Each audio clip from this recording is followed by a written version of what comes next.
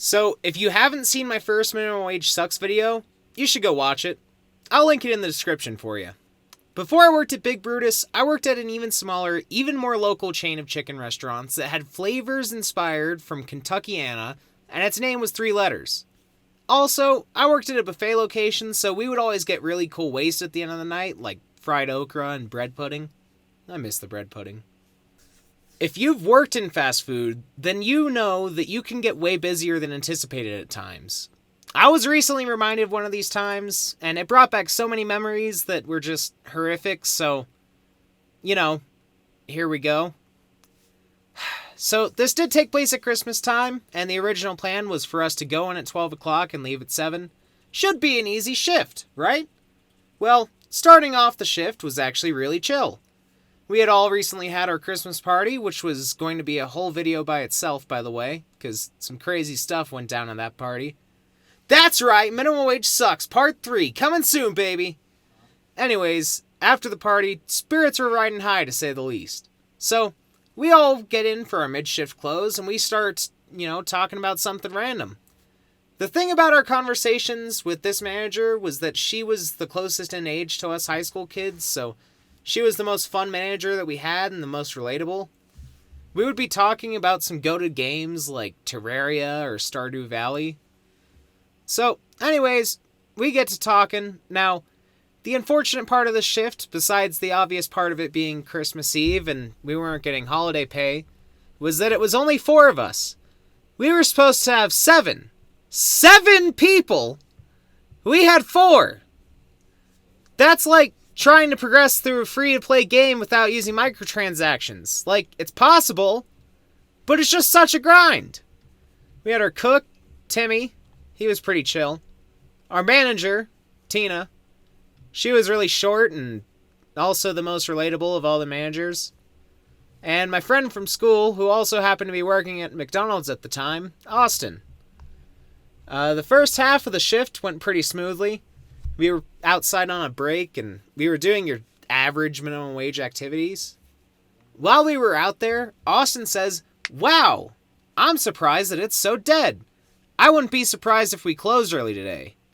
And just like that, we were slammed. The thing about Christmas Eve is that, for some reason, nobody wants to make an actual meal. So they go to chicken restaurants to get enough food to feed a small village. The thing about hand-breading chicken is that it can take a while, so naturally, there was bound to be some wait times. At first, it wasn't too bad. Maybe like 15-minute waits here or there. But we were doing good, all things considered. Then 5:30 comes along. We were supposed to close at 7, so I thought that we were in the home stretch. Now, if you work fast food, I salute you. But even if you haven't, you probably know that the employees specialize in taking orders very quickly. I was very good at taking orders very quickly. But the thing about taking orders is that you still have to serve the food. It doesn't matter how fast you take the orders.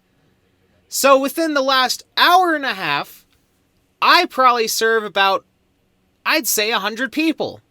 All of them wanting at least 16-piece meals or bigger. We let them know that there was going to be like a 2-hour wait, and eventually we just cut it off because we still had to serve 1,600 pieces of chicken. Our fryers cook 32 at a time, and we had 4 fryers. So, doing the math, that's just about 3 hours of cooking chicken. That's as many fingers as I have on my terribly drawn hands. We were getting close to the end of making all the chicken when something unthinkable happened. I promise you, you're not going to expect this to happen in like a million years. The pressure fryer that we were using freaking exploded.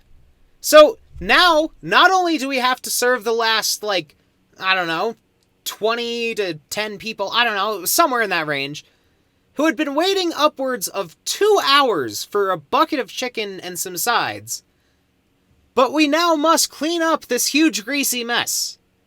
Now, sure, some of you may have guessed that, especially if you've worked fast food, because you know that things just go wrong at the worst time possible. It's like Murphy's Law or something. But as we finish cleaning up the mess, the fryer just does it again. Apparently, even after having it explode one time, Timmy figured that it would be a good idea to make another batch of chicken in there. I told you that you wouldn't guess what's going to happen next. After serving basically everyone in our city, having the fryers explode twice, and generally getting eaten alive by the fast food industry, we were done. We had made sure that everything was cleaned, and we all chilled on the stairs by the dumpster and relaxed. At the end of the day, would I say that minimum wage was worth it? Yeah, it was. I got to meet some of my best friends there that I still talk to till this very day. Oh, you were talking about the money. Yeah, no. If you're working one of these jobs, just keep your head up, because you're doing a great job. Anyways, guys, that's all that I've got for you today. If you have worked a fast food job, or a minimum wage job in general, tell me what your worst shift was like in the comments down below. I want to know. If you did enjoy the video, please leave a like, and if you want to see more of this content, feel free to subscribe. And go ahead and hit that notification bell while you're at it so you never miss an upload. Or don't, I'm not your mom, you don't have to do what I tell you. Anyways, I hope you guys have a wonderful day. Peace.